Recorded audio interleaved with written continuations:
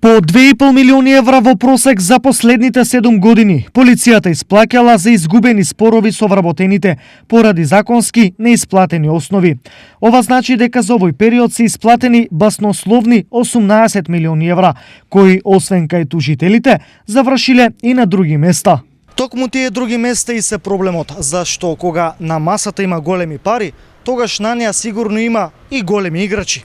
Еве зошто. За периодот од 7 години назад против МВР биле поднесени речиси 15.000 тужби и веднаш има подоток кој боди во очи. Најголем дел од исплатените суми се случувале во време на избори од 2011 и 2014 година. Втората индикација е уште посилна и таа треба добро да се слушне, зашто е аргумент кој дава одговор на сите прашања. Во 2011 година против Министерството за внатрешни работи биле поднесени 2874 тужби и за долг од 1.223.000 евра, а се исплатени 3.600.000 евра. Во 2014 година против имало 2294, а за долг од 1.216.000 евра. Исплатени се 2,7 милиони евра. Ова значи дека МВР по основ судски и адвокатски трошоци исплатило повеќе од двојно отколку што е основниот долг. Но сето ова можеби некако и ќе помине со секогаш подготвеното објаснување дека тоа е поради судовите кои се спори, па во меѓувреме на камата се радуваат и тужителите и адвокатите. Но, почитувани граѓани, во овие случаи не е така, туку е уште полошо.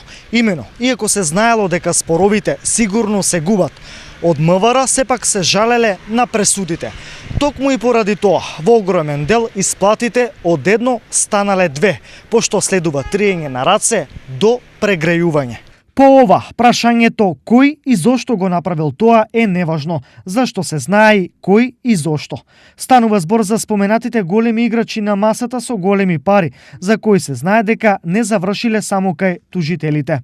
Но надеж за промена има, зашто на оваа тема се огласи и доскорашниот министар за внатрешни работи Оливер Спасовски, кој за прв пат по многу години изјави: 2019 година е почеток за прекинување на оваа практика, зашто МВР не ја заврши како година во која речиси нема пренесено обврски за 2020 година. Но ова не се случува само во МВР. Истата приказна се раскажува и во Министерството за одбрана, судската полиција и други од поединци јавно отворени благајни за богатење.